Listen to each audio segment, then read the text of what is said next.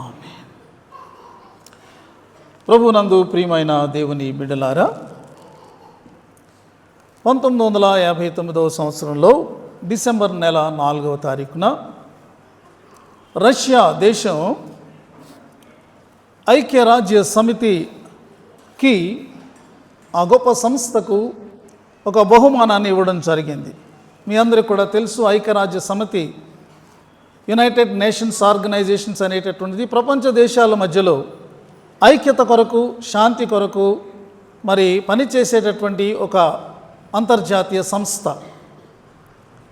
ఒక ఇత్తడి శిల్పాన్ని రష్యా మరి యుఎన్ఓకు ఇవ్వడం జరిగింది.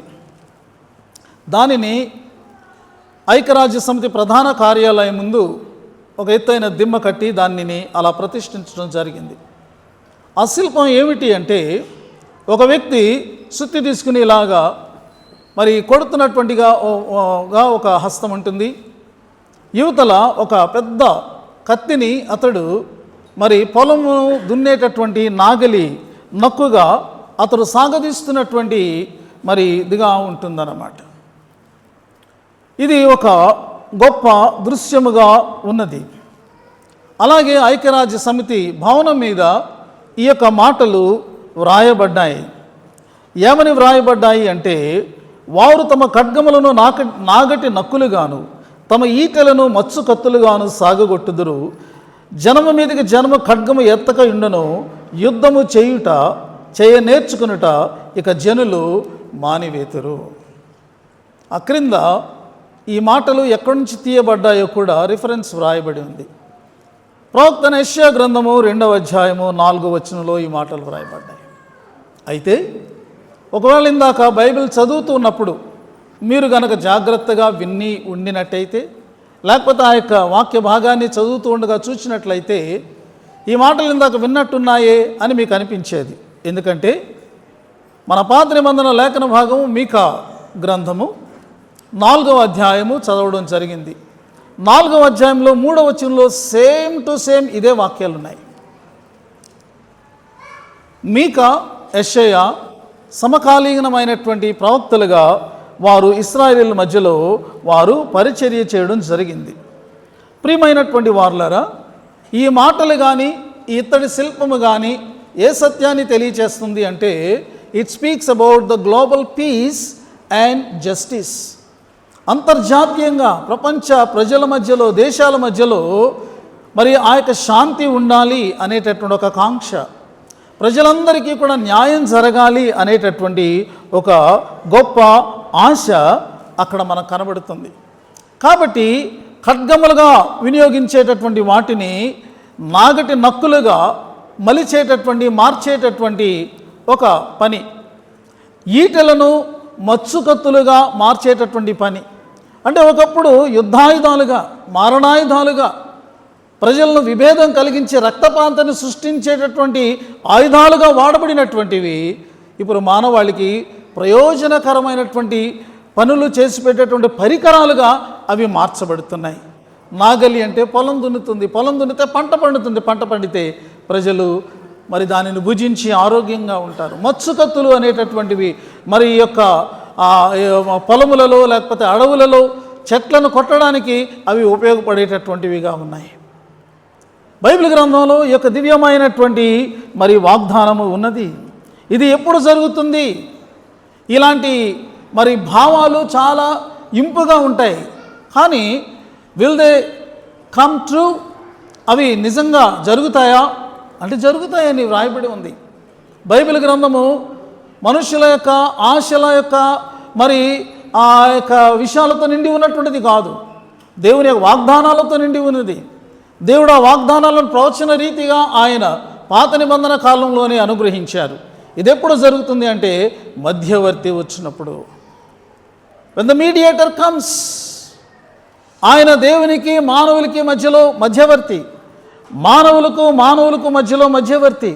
అశాంతితో రగిలిపోతున్నటువంటి మానవులను ఆయన నెమ్మదిపరిచి, వారి హృదయాలను నిమ్మలపరిచి, వారి మధ్యలో శాంతిని చేకూర్చగలిగిన వాడు. దేవునికి మానవులకి మధ్యలో ఉన్నటువంటి అగాధాన్ని ఆయన తొలగించి వారిని కనెక్ట్ చేయగలిగినటువంటి వాడు మధ్యవర్తి. ఆయనను మెస్సయా అని నాడు వారు పిలవడం జరిగింది. మరి ఆయనను గురించి లేఖనాల్లో ప్రవచనం రాయబడి ఉన్నది, he is the prince of piece, ఆయన సమాధాన అధిపతి అని వ్రాయబడి ఉన్నది. అందుచేత ఈ యొక్క ఆదివారానికి మరి వెలిగించే క్యాండిల్కి ఏమని పేరు పెట్టబడిందంటే క్యాండిల్ ఆఫ్ పీస్. మన యవ్వన బిడ్డలు ఎంతో చక్కగా మరి శాంతి దీపాన్ని గురించినటువంటి దాని వెనక ఉన్నటువంటి మరి ఆ యొక్క పరమార్థాన్ని గురించి చక్కగా వారు తెలియచేయడం జరిగింది. ప్రియమైనటువంటి వారలారా, యేసు రాక సమాధానానికి మరి అది ఆవిష్కరణగా ఉన్నది అని మనము తెలుసుకోవచ్చు. అయితే ఒక ప్రశ్న మనము గమనించినప్పుడు, లోకంలో ఇప్పుడు నిజంగా సమాధానం ఉందా, శాంతి ఉందా?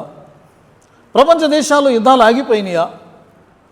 మానవుల మధ్యలో అశాంతి అనేటటువంటి తొలగిపోయిందా అని మనం ఆలోచన చేసినప్పుడు ఇంకా యుద్ధాలు జరుగుతున్నాయి. ఇంకా యుద్ధ పరికరాలను తయారు చేసే పెద్ద పెద్ద కర్మాగారాలు ఉన్నాయి.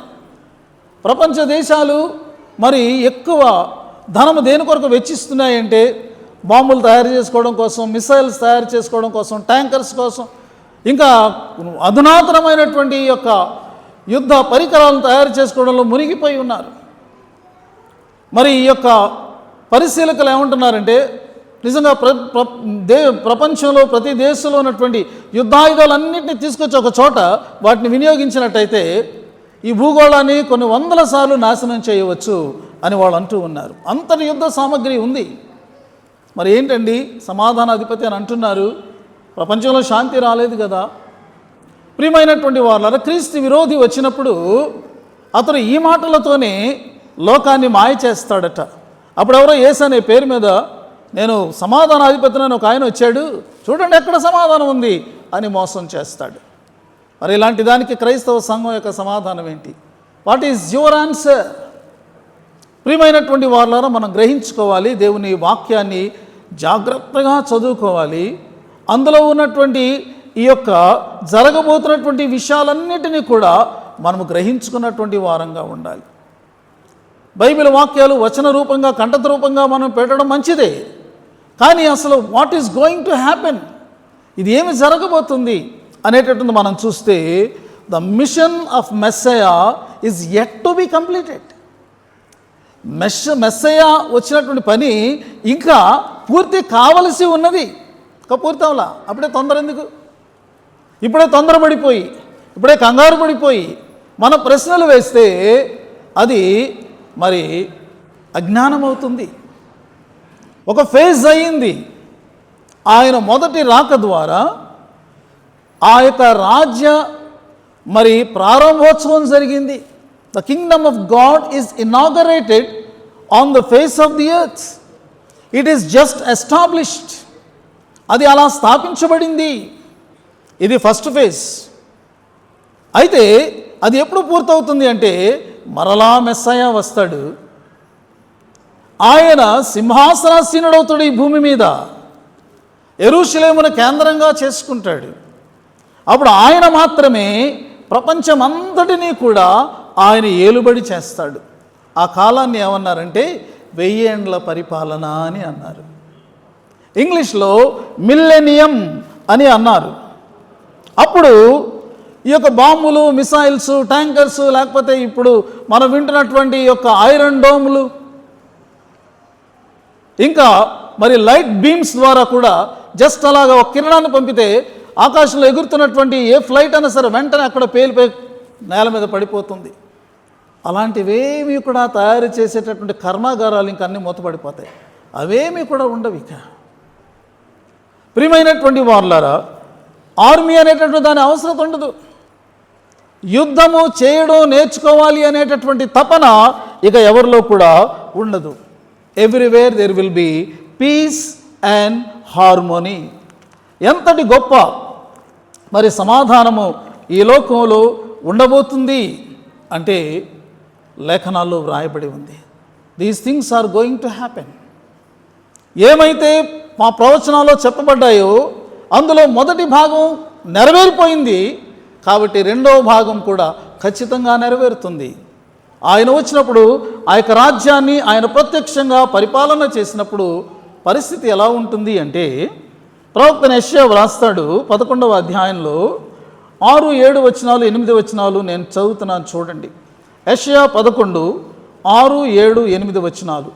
తోడేలు గొర్రెపిల్ల యొద్ద వాసము చేయను, చిరుతపులి మేకపిల్ల యొద్ద పండుకొనను, దూడయు కొదమ సింహమును పెంచబడిన కోడయు కూడుకొనగా బాలుడు వాటిని తోలును, ఆవులు ఎలుగులు కూడి మేయును, వాటి పిల్లలు ఒక్కచోటనే పండుకొనను, ఎద్దు మేయినట్లు సింహము గడ్డి మేయును, పాలు కుడుచు పిల్ల నాగుపాము పుట్టేద ఆట్లాడును, మిడినాగు పుట్ట మీద పాలు విడిచిన పిల్ల తన చెయ్యి చాచును, నా పరిశుద్ధ పర్వతమందంతటను ఏ మృగమును హాని చేయదు, నాశము చేయదు. ఇప్పుడు మనం చదువుకున్న జంతువులన్నీ ప్రస్తుతమైతే ఒకదానికొకటి విరోధంగా ఉన్నాయి, ఒకదానికొకటి పోరాడేవిగా, దెబ్బలాడుకునేవిగా, ఒకదానికొకటి భక్షించేవిగా ఉన్నాయి. కానీ అప్పుడు ఉండేటటువంటి ఆ యొక్క సమాధానము, పీస్ ఎలా ఉంటుంది అంటే వాటి మధ్యలో వైరం ఉండదు, అవన్నీ కూడా కలిసిమెలిసి ఉంటాయి. ఇది జంతువుల గురించి చెప్తుంది కాదు, మానవుల మధ్యలో, ఈ భూమి మీద ప్రతి జీవరాశి మధ్యలో ఉండబోతున్నటువంటి ఆ యొక్క గొప్ప సమాధానాన్ని గురించి వ్రాయబడి ఉన్నది. ప్రియమైనటువంటి వాళ్ళరా, సమాధానాధిపతి వచ్చాడు. ఆయనను విశ్వసించిన వారి హృదయాలలో ఆయన సమాధానాన్ని ఆల్రెడీ నింపాడు. సంఘము క్రీస్తు అనుగ్రహించు సమాధానాన్ని పొందినటువంటి ఒక అద్భుతమైన దివ్యమైనటువంటి వ్యవస్థ.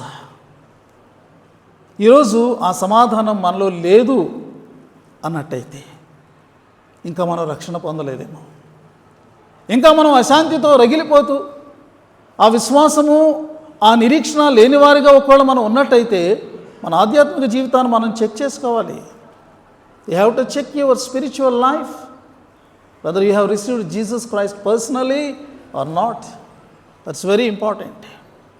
అందుచేత సంఘము లోకానికి క్రీస్తు శాంతిని ప్రసాదించవలసినటువంటి ఒక ఉన్నతమైనటువంటి బాధ్యతను చేపట్టి ఉండగా, సంఘములోనే సమాధానం లేకపోతే, సంఘ విశ్వాసుల మధ్యలోనే ఒక అవినావభావ సంబంధం లేకపోతే మిషన్ చెడిపోయిందనమాట.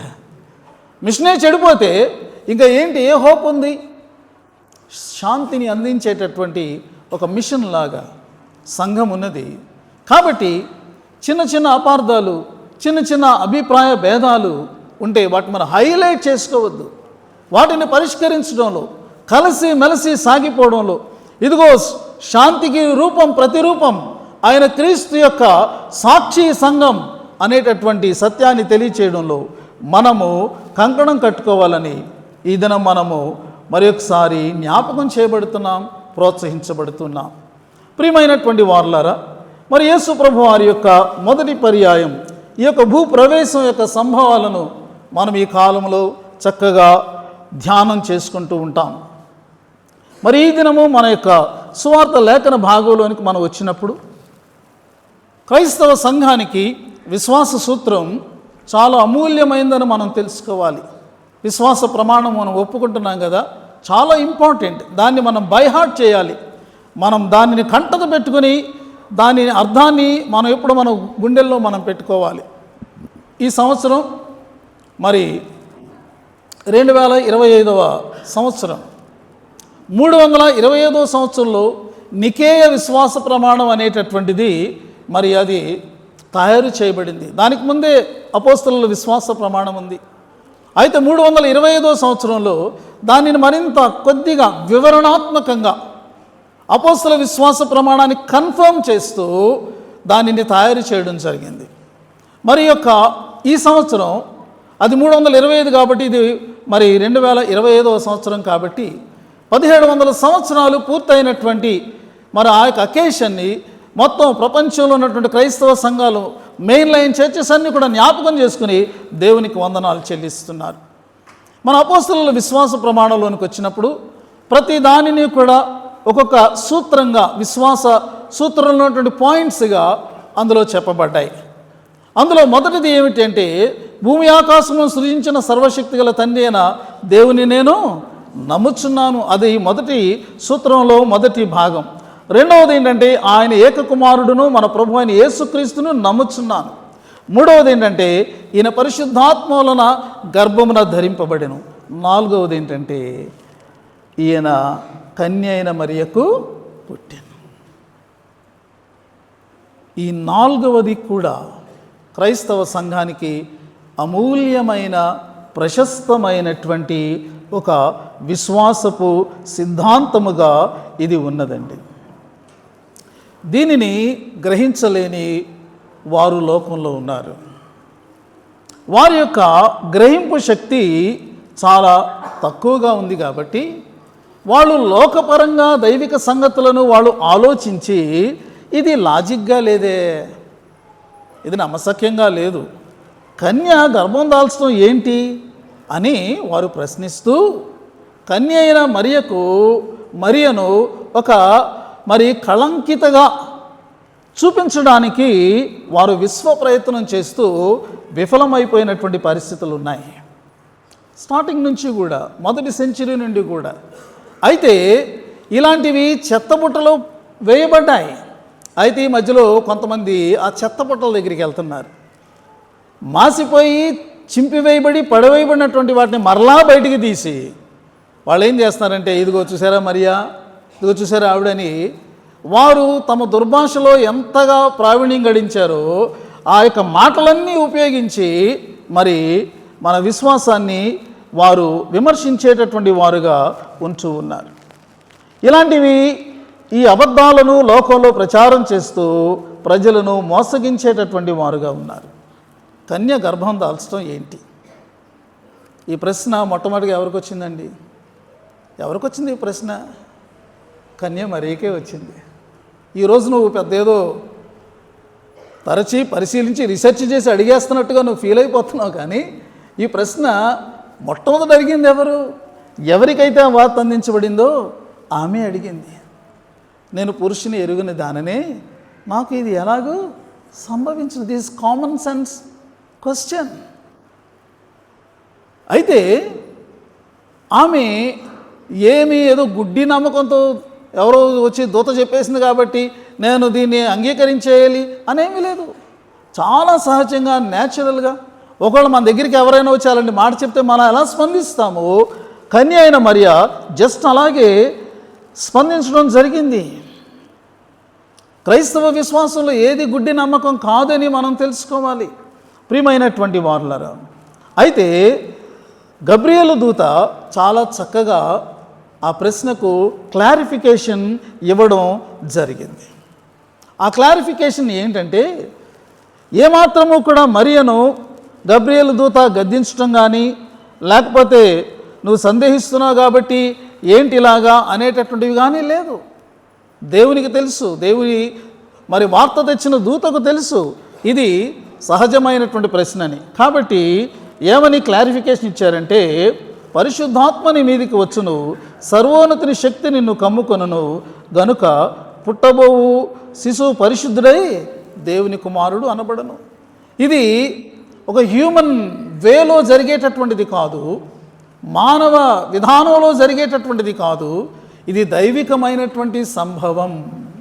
ఇది పరిశుద్ధాత్మ ద్వారా సంభవించేటటువంటి ఒక గొప్ప అద్భుతమైనటువంటి సంభవం అని చెప్పడం జరిగింది. ప్రియమైనటువంటి వారులారా, డాక్టర్స్ని మనము వారి విధానాన్ని మనం చూస్తే వారు చాలా విద్యను అభ్యసించిన వారుగా ఉంటారు కాబట్టి ఏది అశాస్త్రీయమైనదే ఏదైనా కానీ వాళ్ళు నమ్మరు. ప్రతిదీ కూడా సైంటిఫిక్గా ఉండాలి. వారి యొక్క మెడికల్ సైన్స్కి అది సరిపోయినటువంటిదిగా ఉండాలి. ఒకవేళ ఎప్పుడైనా ఏ డాక్టర్ అయినా మెడికల్ సైన్స్కి అనుగుణంగా లేనటువంటి దానిని వాళ్ళు నమ్మి చెప్పారనుకోండి, అందులో ఏదో వాస్తవం ఉందన్నమాట. ఎందుకంటే అలాంటి వాళ్ళు అంత ఈజీగా దేనికి అంగీకరించినటువంటి వాళ్ళు అశాస్త్రీయంగా కనబడేటటువంటిది, లేకపోతే అది సహజాతీతమైనటువంటిగా ఉన్నటువంటి దాన్ని వాళ్ళు నొక్కి చెప్తున్నారు అంటే ఇట్ మస్ట్ బి రియల్. అది మెడికల్ సైన్స్కి కూడా, కామన్ సెన్స్గా ఉన్నటువంటి దానికి కూడా మించినటువంటిది అని మనము అర్థం చేసుకోవాల్సినటువంటి అవసరత ఉన్నది. క్రీస్తు యొక్క జీవితాన్ని గురించి నలుగురు రచయితలు ఆయన యొక్క బయోగ్రఫీగా గాస్పల్స్ని మనకు అందించడం జరిగింది. మత్తయి, మార్కు, లూకా, యోహాను మనకు తెలుసు. అయితే ఈ నలుగురి సువార్తికులలో కూడా ఒక సువార్తికుడు కన్య గర్భధారణను గురించి వివరణాత్మకంగా ఆయన పొందుపరచడం జరిగింది. ఆయన ఎవరు అంటే లూకా. దేవుడు ఇలాంటి గొప్ప సత్యాలను లోకానికి వెల్లడి చేయడానికి ఇతరులను ఎవరిని వాడుకోలేదండి. గాడ్ యూజ్డ్ ఏ డాక్టర్. ఒక వైద్యుడు చెప్తే నమ్మి తీరాల్సిందే. మామూలు వాళ్ళకంటే ఆ యొక్క నాలెడ్జ్ లేదు కాబట్టి ఏదో ఊహించి, ఏదో మూఢనమ్మకం, ఏదో భక్తి నమ్మకంతో చెప్పారని అనుకోవచ్చు. But God used A medical doctor to establish the truth of the virgin birth. ఎంత గొప్ప సంగతి! మనం దీనిని గురించి ఆలోచన చేసినప్పుడు ఈ మిరాక్యులస్ కన్సెప్షన్, ఆశ్చర్యకరమైనటువంటి గర్భధారణ గురించి మనం ఆలోచన చేసినప్పుడు లూకా మరీకేం బంధువు కాదు. ఏదో ఆవిడ బంధువు కాబట్టి ఎవరేమని అనకుండా గబగబా రాసేసామంటే ఇది ప్రజల్లోకి వెళ్ళిపోయిందంటే ఈమెనేమనరు అనేటటువంటి చీప్ ఐడియా కాదు. ఎందుకంటే ఆయన he was not at all a relative to Mary. అసలు ఆయన యూదుడే కాదు, ఆయన అసలు ఇశ్రాయేలు దేశమే కాదు. ఆయన సిరియాలో ఉన్నటువంటి యాంటియోక్ అనేటటువంటి పట్టణానికి చెందినటువంటి వాడు. అక్కడ ఒక ధనికమైనటువంటి గ్రీకు కుటుంబంలో జన్మించినటువంటి వాడుగా ఆయన ఉంటున్నాడు. చాలా హైలీ ఎడ్యుకేటెడ్ పర్సన్, చాలా ఉన్నతమైనటువంటి విద్యను ఆ కాలంలో ఆయన అభ్యసించినటువంటి వాడుగా ఉన్నాడు. ఆయన 3 ముఖ్యమైనటువంటి పనులను ఆయన నిర్వర్తించాడు తన జీవిత కాలంలో. మొట్టమొదటిది ఏంటంటే he was a medical doctor.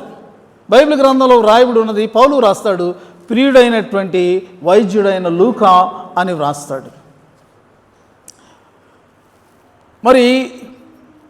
ఈ యొక్క వైద్య శాస్త్ర పితామహుడిగా పేరుగాంచినటువంటి ఒక గ్రీస్కు చెందినటువంటి డాక్టర్ ఒక ఆయన ఉన్నాడు.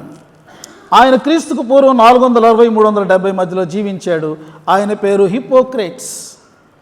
అయితే లూకా తన సువార్తలోను అపోస్తల కార్యాల్లోనూ వ్రాసినప్పుడు ఆయన స్వస్థతలను గురించి లేకపోతే రోగములను గురించి ప్రస్తావించినటువంటి పదజాలం ముందు చూసారా? అది నాటి మిగిలినటువంటి డాక్టర్స్ వాడనటువంటి చాలా ఉన్నతమైనటువంటి పదాలను ఆయన వాడాడు. ఈ పదాలను ఎవరు వాడారని చూస్తే 100 సంవత్సరాల క్రితము హిప్పోక్రేట్స్ అనేటటువంటి వైద్య శాస్త్ర పితామహుడు వాడినటువంటి పదాలు ఉన్నాయి. దాని అర్థం ఏంటంటే లూకా ఎంతటి నిపుణుడైనటువంటి వైద్యుడు అంటే మిగిలినటువంటి డాక్టర్స్కి అంతుపట్టినటువంటి విషయాలను కూడా ఇది ఫలానా రోగం, ఇది ఫలానా జబ్బు అని ఐడెంటిఫై చేయగలిగినంతటి క్యాపబిలిటీ ఉన్నటువంటి డాక్టర్. ఉదాహరణకు మనం లూకాసు వార్తలో జలోదర రోగము అనేటటువంటి ఒక రోగం కలిగిన వ్యక్తిని యేసుప్రభు స్వస్థపరిచిన విషయం మనకు తెలుసు. ఆ పదం ఇంకెవరూ వాడలేదట. చాలా కాలం క్రితం ఎప్పుడో హిప్పోక్రేట్స్ లేకపోతే ఆయనతో సమానమైనటువంటి ఒక 2-3 డాక్టర్స్ వాడినటువంటి పదాలు, ఇలాంటివి ఎన్నో లూకా వాడాడు. ఆ పదాలను బట్టి ఆయనకున్నటువంటి ఆ మెడికల్ నాలెడ్జ్ ఎంతో అర్థమవుతూ ఉన్నది. Top most physician of his day. ఈ యొక్క పనిలోనికి వచ్చేవారు కూడా ఆయన ఒక ఉత్తమమైనటువంటి వైద్యుడిగా ఉన్నారు. రెండవది ఏంటంటే ఆయన ఒక హిస్టోరియన్, చరిత్రను వ్రాశాడు. లూకాసు వార్త, అపోస్తల కార్యాలు క్రొత్త నిబంధనలో చారిత్రక పుస్తకాలుగా అవి గుర్తించబడ్డాయి. స్కాట్లాండ్కి చెందినటువంటి ఒక పెద్ద ఆర్కియాలజిస్ట్, పేరుగాంచినటువంటి వాడు, ప్రభుత్వం చేత గుర్తించబడినటువంటి ఆర్కియాలజిస్ట్. ఆయన పేరు ఏంటంటే విలియం మిచెల్ రామ్సే. ఈయన ఏం చేశాడంటే ఈయన ఒక నాస్తికుడు. నాస్తికులందరూ ముందు దేని మీద పడతారో తెలుసా? క్రైస్తవ మతం మీదే పడతారు. ఈ యేసు ప్రభు తప్పు, ఈ బైబిల్ తప్పు, ఈ క్రైస్తవ విశ్వాసం తప్పని ముందు క్రైస్తవుల మీదే పడతారు. ఎందుకో అర్థం కాదు మరి కదండి. ఎందుకంటే అది ఒప్పింపచేసేటటువంటిదిగా ఉంది, అనేక మంది దాన్ని అనుసరిస్తున్నారు కాబట్టి. అయితే ఆయన ఏం చేశాడంటే ఈ బైబిల్ తప్పని చెప్పాలంటే నేను ఏ పుస్తకం చదవాలంటే అతను లూకా సువార్త ద్వారా అట్రాక్ట్ అయ్యాడు. ఇందులో కొన్ని పేర్లు ఉన్నాయి, కొన్ని స్థలాలు ఉన్నాయి. అసలు వీటిని నేను తేల్చుకుని అక్కడికి వెళ్ళి చూసి ఆ వ్యక్తులు ఉన్నారా, ఆ స్థలాలు ఉన్నాయా నేను కనుక్కొని వచ్చి ఇది తప్పని నేను నిరూపిస్తానని చెప్పి ఆయన కంకణం కట్టుకున్నాడు. ఆయన వెళ్ళాడు. లూకాసు వార్తలో మనం చూస్తే చాలా చక్కగా వ్రాయబడి ఉన్న యేసుప్రభు పుట్టినప్పుడు ఉన్నటువంటి కైసర్ ఎవరు? Caesar Augustus. యేసుప్రభు పరిచర్య చేసినప్పుడు ఉన్నటువంటి సీజర్ ఎవరు? Caesar Tiberius. ఇలాంటి పేర్లు ఎన్నో ఉన్నాయి. అతడు వెళ్ళి వాటిని కనుక్కున్నాడు. ఆ యొక్క స్థలాల దగ్గరికి వెళ్ళి వాటి కొరకు ఆయన ఆర్కియాలజీ త్రవ్వకాలు జరిపాడు. ఆశ్చర్యకరమైన విషయం ఏంటో తెలుసా? లూకా వ్రాసినవి ఉన్నవి ఉన్నట్టుగా కనుక్కున్నాడు. అక్కడికి వెళ్ళినప్పుడు నాస్తికుడిగా వెళ్ళాడు, తిరిగి వచ్చినప్పుడు క్రీస్తు విశ్వాసిగా తిరిగి వచ్చాడు. ఆయన పుస్తకం రాశాడు. ఆ పుస్తకం పేరు ఏంటో తెలుసా? Luke the physician. Luke the physician అని లూకా వ్రాసినటువంటి విషయాలన్నింటినీ పొందుపరిచి వాటి వాస్తవాలను వ్రాసినటువంటి వాడు సర్ విలియం మిచెల్ రామ్సే. ఆయన ఏమంటాడంటే, ప్రపంచంలో అగ్రగణ్యులైనటువంటి చరిత్రకారులు ఎవరైనా ఉన్నారంటే వారిలో లూకా ప్రథముడుగా నిలుస్తాడు. అంత యాక్యురసీ అతని యొక్క వ్రాతలలో ఉందని తెలియచేశాడు. ఇక మూడవది మనకు తెలుసు, అతడు ఒక ఎవాంజలిస్ట్, ఒక సువార్థికుడిగా ఉన్నాడు. లూకా సువార్త చదివితే మనకు లూకా కనపడ్డు కదండి. ఎవరు కనపడతారు? రక్షకుడైన యేసు ప్రభు కనపడతాడు. ప్రభువును లోకానికి చూపినటువంటి గొప్ప సువార్థికుడు. ఇతని వ్రాతలు మనం తేలిగ్గా తీసుకోవడానికి లేదు. ఎందుకంటే అతడు 2 పుస్తకాలు కూడా వ్రాసినప్పుడు ఎవరికి అడ్రస్ చేశాడంటే ఘనత వహించిన థెయోఫిలా అని అన్నాడు. అంటే ఒక వ్యక్తికి రాస్తున్నాడు. ఆ వ్యక్తి ఏ స్థాయిలో ఉన్నాడంటే ఒక హై అఫీషియల్ రోమన్ గవర్నమెంట్లో ఒక గవర్నర్ స్థాయిలో, ఎందుకంటే గవర్నర్కు ఘనత వహించిన అని వాడతారు, లేకపోతే ఆ స్థాయిలో ఉన్నటువంటి వారికి ఘనత వహించిన అని వాడతారు. కాబట్టి ఆ స్థాయిలో ఉన్నటువంటి వాడికి కట్టుకథలు చెప్తే నమ్ముతాడా? ఊహాత్మకమైనటువంటి విషయాలు వ్రాస్తే నమ్ముతాడా? ఒకవేళ అవి తప్పని తెలిస్తే పరిణామాలు చాలా ఘోరంగా ఉంటాయి. అందుచేత నేను తరచి పరిష్కారముగా తెలుసుకొని ఈ విషయాలు నేను నీకు వ్రాస్తున్నాను. ఆల్రెడీ విన్నావు. నేను కూడా ఇవి తరచి పరిష్కారముగా తెలుసుకొని నేను బాగా తరోగా వాటన్నిటినీ కూడా నేను వెరిఫై చేయడం జరిగింది. డీటెయిల్డ్గా తెలుసుకున్నాను, ఆర్డర్లీగా రాస్తున్నాను. నీవు ముందు విన్నటువంటివి అన్నీ కరెక్ట్ అని చెప్పి వ్రాస్తూ ఉన్నాడు. ప్రియమైనటువంటి వార్లారా, ఇలాంటి లూకు కన్య గర్భధారణ గురించి వ్రాసాడంటే మనము నమ్మి తీరాల్సిందే. గబ్రియేలు దూత మరియ దగ్గరికి వచ్చి, దయాప్రాప్తురాల నీకు శుభము అని చెప్పి పరలోకం నుండి శుభవచనాన్ని తీసుకొని రావడం జరిగింది. కన్యక గర్భవతి అనేటటువంటిది చరిత్రలో ఎప్పుడూ కూడా లేదు. అయితే దేవుని కార్యాలు చరిత్రలో జరిగినవి, అవి ఆశ్చర్యంగా ఉంటాయి. ఆదామును దేవుడు సృష్టించినప్పుడు తల్లి లేదు, తండ్రి లేడు. దేవుడు మానవుని సృజించలేదా? హవ్వను తయారు చేసినప్పుడు ఒక పురుషుని యొక్క దేహంలో నుండి ఆ ఎముకను మాంసమును తీసి ఆయన తయారు చేశాడే. తల్లి అవసరత, తండ్రి అవసరత, దేవునికి అవసరత లేదు. ఆయన సృష్టించాలి మానవాళిని అంటే. ఆది అందే అలా జరిగినప్పుడు ఇప్పుడు కన్య గర్భవతిగా ఆయన దీవించడం అనేటటువంటిది దేవుని దృష్టిలో అది అసాధారణమైనటువంటిది ఏమీ కూడా కాదు అని మనం తెలుసుకోవాలి. అయితే వాస్తవంగా ఈ సంఘటనను ఈరోజు మనం జ్ఞాపకం చేసుకుంటున్నాం. కానీ ఇంకా క్రిస్మస్కి ఇంకెన్ని రోజులు ఉందండి? ఇవాళ 7వ తారీఖు, 25వ తారీఖు, మధ్యలో హార్డ్లీ ఒక 2 days 2 weeks టైం ఉంది. వాస్తవంగా మరియ ఎప్పుడు గర్భం దాల్చింది? ఇవాళ కాదు కదండి, 9 నెలలు బ్యాక్కి.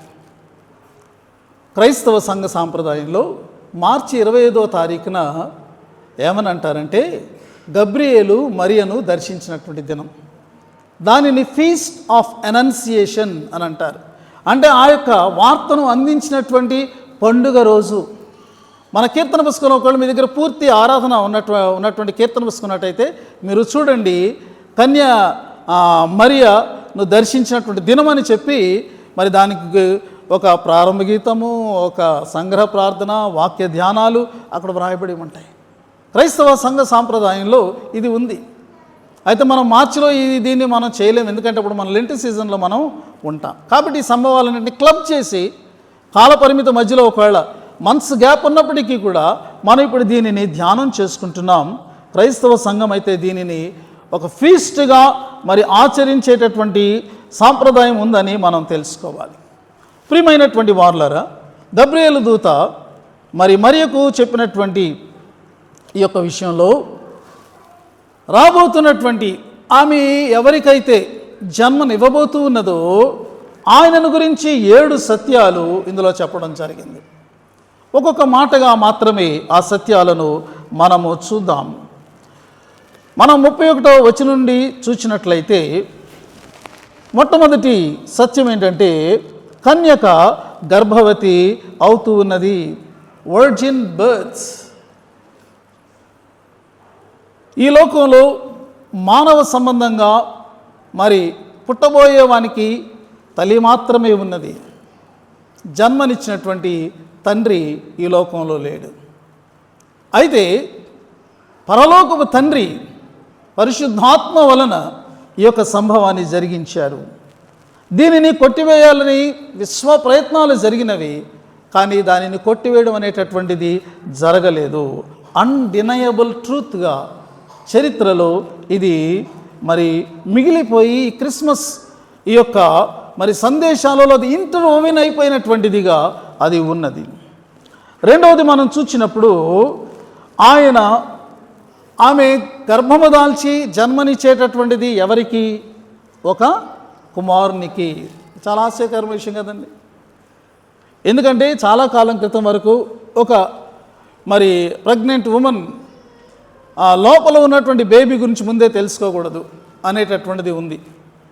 అయితే ఇప్పుడు చాలా రకాలైనటువంటి ఈ మెడికల్ సైన్స్ పెరిగింది కాబట్టి లోపల బేబీ ఎవరో కనిపెట్టి చెప్పగలుగుతున్నారు. అసలు బేబీయే లేకపోతే ఆ జెండర్ ఎలా చెప్పగలరు? It's a miracle.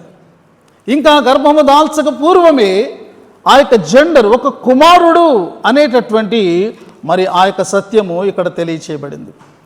మూడవది, జన్మించబోయేటటువంటి వాడు ధరించబోయేటటువంటి నామం.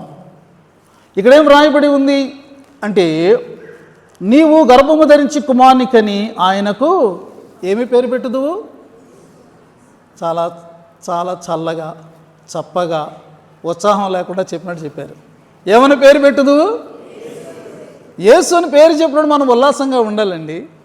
ఆయన పేరు మనం పలికేటప్పుడు మనం చాలా ఉత్సాహంగా, గర్వంగా, అతిశయంగా చెప్పాలి. ఎందుకంటే ఆయన మనవాడు కాబట్టి, మన రక్షకుడు కాబట్టి. అయితే ఈ యొక్క మరి యేసు అనేటటువంటిది ఒక వెరైటీ, లేకపోతే ఒక ఏమంటారు, ఇంట్రెస్టింగ్గా, అట్రాక్టివ్గా ఉన్నటువంటి నేమ్గా అది ఇవ్వబడలేదు. ఆ పేరు ఆయన చేసే పనిని సూచిస్తూ ఉన్నది. అదేంటంటే he is going to be the saviour of the world. Yeshua అంటే అర్థం రక్షకుడు అని అర్థం, యెహోవా రక్షణ అని అర్థం. ఆయన మెస్సయ్య పనితనాన్ని గురించి ఇక్కడ తెలియచేయబడి ఉన్నది. నాలుగవది ఏంటంటే వచనంలో రాయబడి ఉంది, ఆయన గొప్పవాడవుతాడు. He will be great, he will be the great. ప్రియమైనటువంటి వారులారా, మరి ఆయన ఈ లోకంలోనికి రాకమునిపే ఆయన గొప్పవాడుగా ఆల్రెడీ ఉన్నాడండి. ఈయన యొక్క ఉనికి మరియ జన్మ ద్వారా ఆరంభమైనటువంటి ఉనికి కాదు. ఈ లోకంలో మానవుడిగా అవతరించడం అనేటటువంటిది అప్పుడు జరిగింది, కానీ ఆయన ఉనికి నిత్యమైనటువంటిది. ఈ లోకంలోనికి రాకమునిపే ఆయన గొప్పవాడుగా ఉన్నాడు. He is God the son, he is the creator. ఇంకా మనం ఏమి బైబిల్ ఎన్నో వచనాలు ఆయన గురించి, ఆయన గొప్పతనాన్ని గురించి మనము చెప్పుకోవచ్చు. ఈ లోకంలోనికి వచ్చిన తర్వాత ఆయన పరిచర్య అద్భుతమైనది, ఆయన చేసిన కార్యములు అద్భుతమైన కార్యములు, ఆయన బోధలు అద్భుతమైనవి, ఆయన మరణము అద్భుతమైనది, ఆయన సమాధి అద్భుతమైనది, ఆయనకు పునరుద్ధానము ఇంకా అత్యద్భుతమైనది. ఆయన నిన్న నేడు నిరంతరము కూడా గొప్పవాడే. He is great, he is great. తర్వాత 5వ మరి సత్యాన్ని మనం చూచినప్పుడు అక్కడ వాడబడినటువంటిది ఏంటంటే సర్వోన్నతుని కుమారుడని అనబడతాడు. సర్వోన్నతుని కుమారుడు, ఇది ఆయన యొక్క దైవత్వాన్ని తెలియచేస్తూ ఉన్నది. మరియకు జన్మించినటువంటి ఈ యొక్క యేసుగా ఉన్నప్పుడు ఆయన యొక్క మానవత్వాన్ని, మానవ సంబంధమైన జీవితాన్ని మనం చూస్తూ ఉండగా, ఈ మాట ఆయన యొక్క దైవత్వాన్ని, the deity of Jesus Christ or the Messiah, ఆయన సర్వోన్నతుని కుమారుడు. సర్వోన్నతుడు అనేటటువంటిది పాత నిబంధనలో మనకు తరచుగా కనబడేటటువంటి దేవుని యొక్క ఒక బిరుదుగా అది మనం గమనిస్తాము. అది దేవుని యొక్క బిరుదు. దేవుడు సార్వభౌముడు, గాడ్ ఈజ్ సావరెన్. అంటే ఈ విశ్వంలో దృశ్యమైనది అదృశ్యమైనది అన్నీ కూడా ఆయన యొక్క అధికారము క్రింద ఉన్నాయి, ఆయన ఏలుబడి క్రింద ఉన్నాయి అని మనకు తెలియచేస్తుంది. ఆయన కంటే హెచ్చైనటువంటి వాడు కానీ, ఘనుడైనటువంటి వాడు కానీ, శక్తి కలిగినటువంటి వాడు కానీ ఎవ్వరు కూడా లేరు. పుట్టబోవాడు అలాంటి దేవుని యొక్క కుమారుడిగా ఉన్నాడు. ఇక 6వది మనం చూస్తే, ఈ లోకంలో ఆయన మరి ఒక రాజుగా ఉండబోతూ ఉన్నాడు.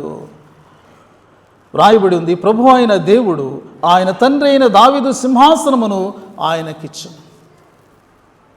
ఆయన సింహాసనాసీనుడై ఆయన ఏలబోతూ ఉన్నాడు. ఆయన కింగ్షిప్ గురించి వ్రాయబడి ఉన్నది.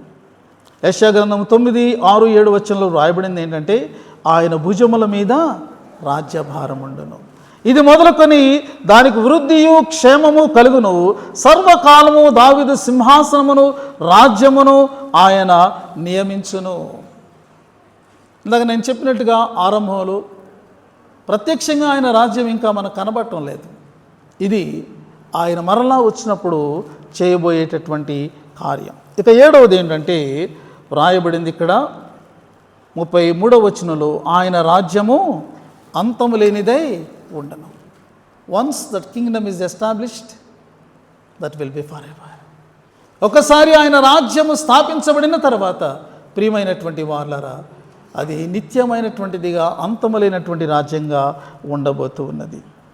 మరియా టీనేజ్లో ఉన్నటువంటి మరి ఒక అమ్మాయిగా మనము ఈ యొక్క చరిత్రను బట్టి మనం తెలుసుకుంటే, ఆమె ద్వారా ఈ లోకంలోనికి రాబోతున్నటువంటి వాడు ఎంత గొప్పవాడుగా ఉండబోతున్నాడు. మరియా గబ్రియేల్ యొక్క సందేశాన్ని చెప్పినప్పుడు దాని క్లారిఫికేషన్ కూడా ఇచ్చిన తర్వాత ఇంకా ఆర్గ్యుమెంట్ చేయలేదండి, ఇంకా ఆర్గ్యూ చేయలేదు. నాకు అర్థం కావట్లేదు, నాకు డైజెస్ట్ అవ్వట్లేదు, నేను దీన్ని గ్రహించలేకపోతున్నాను అనే మాట్లాడలేదు. మొట్టమొదటిగా ప్రశ్న వేసింది, సందేహించింది మరియయే. మొట్టమొదటిగా విశ్వసించింది కూడా మరియయే. నేను ప్రభు దాసురాలను అంటుంది. విశ్వసించడం మాత్రమే కాదు, ఆ పని కొరకు తన్ను తాను సమర్పించుకున్నటువంటిది కూడా మరియయే. నీవు సెలవిచ్చిన మాట చొప్పున జరుగును గాక. ఎంత అద్భుతమైన విషయం అండి.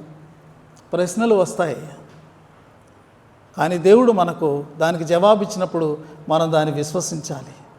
విశ్వసిస్తే సరిపోదు, దానికి మనము లోబడినటువంటి వారముగా కూడా మనం ఉండాల్సినటువంటి అవసరత ఎంతైనా ఉన్నది. దేవుని వాక్య సత్యాలను మనము అనుసరించే వారంగా, ఆచరించే వారంగా మనం ఉన్నామా? మరియా ఆ యొక్క గొప్ప సమర్పణ సత్యాన్ని మనకి ఈరోజు జ్ఞాపకం చేస్తాం.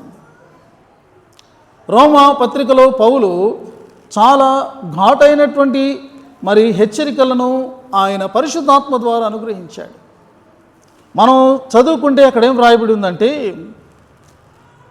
కాబట్టి తీర్పు తీర్చు మనుషుడా నీవు ఎవడమైనాను సరే నిరుత్తుడవై ఉన్నావు. దేని విషయంలో ఎదుటివానికి తీర్పు తీర్చున్నావో దాని విషయంలో నీవే నేరస్తుడవని తీర్పు తీర్చుకొనుచున్నావు.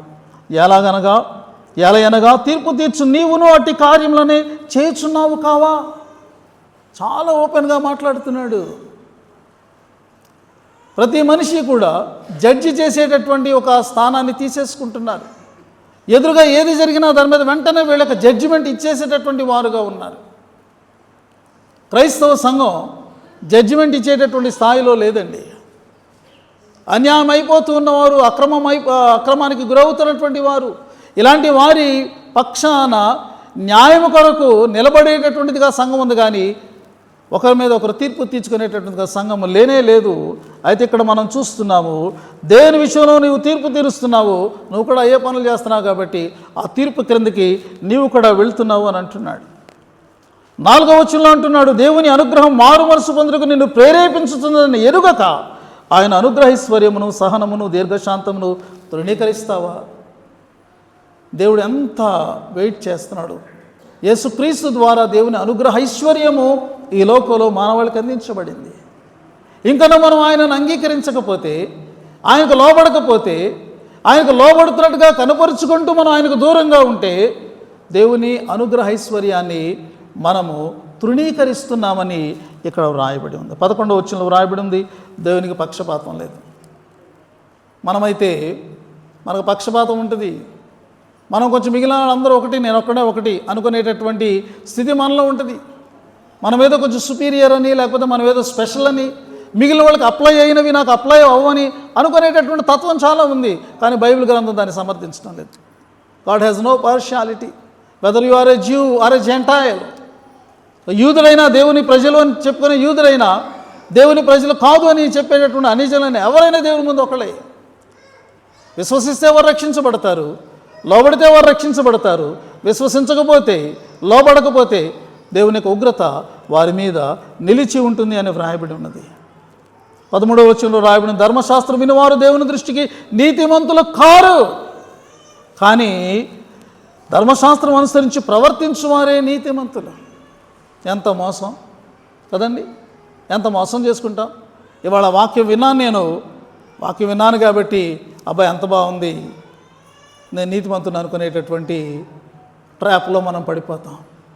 వాక్యం విన్నాం, దేవునికి స్తోత్రం, దేవుడు నీతో నాతో మాట్లాడాడు, ప్రేమగా మాట్లాడాడు, హెచ్చరికగా మాట్లాడాడు. ఏ రీతి అయినా మనం క్షేమంగా ఉండాలి, దీవించబడాలని దేవుడు మాట్లాడాడు. ఆ మాటలను మనం అనుసరిస్తున్నామా? ప్రియమైనటువంటి వారులారా, ఈ ఉదయకాలము మనము మన గొప్ప రక్షకుడిని మనం ఆరాధించుకుంటూ ధ్యానించుకుంటూ ఉన్నాం. ఆయన ఈ లోకంలోకి త్యాగపూరితంగా వచ్చాడు.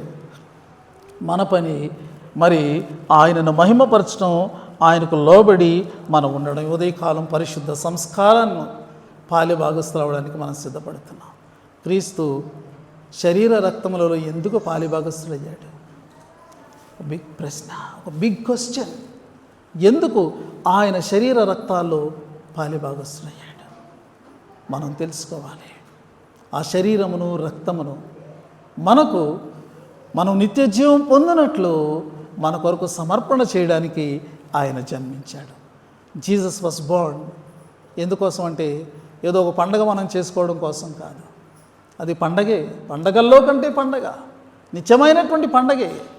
కానీ పండగ వరకే కాదు, మనకు నిత్య జీవాన్ని అనుగ్రహించడానికి, ప్రాణం పెట్టడానికి వచ్చాడు. ఈరోజు నీవు బల దగ్గరికి వచ్చినప్పుడు తొట్టిలో ఉన్న శిశువుని చూడు. సిలువలో వేలాడుతున్న ఆ యొక్క శిశువు ఎదిగి చేస్తున్నటువంటి ఆ త్యాగాన్ని, సమర్పణను కూడా నీవు చూడు. అప్పుడు నీ హృదయంలో ఒక మిక్స్డ్ ఆ యొక్క ఎక్స్పీరియన్స్ కలుగుద్ది. అదేంటంటే, దేవుడు నా కొరకు వచ్చాడు అనే సంతోషం, కానీ నా పాపం ఆయనకు మరణాన్ని కలుగు చేసింది అనే దుఃఖం. కాబట్టి ఆ యొక్క ఎక్స్ప్రెషన్లో మనము యోగ్యంగా మనం దేవునికి మనం సమర్పణ చేసుకోగలం. ఈ ఉదయకాలము అటువంటి సమర్పణ హృదయంతో మనం ప్రభు బలి యొద్దకు చేరుదాం. దేవుడి వాక్యాన్ని మన వెనుకలో ఫలింపచేయునుగాక.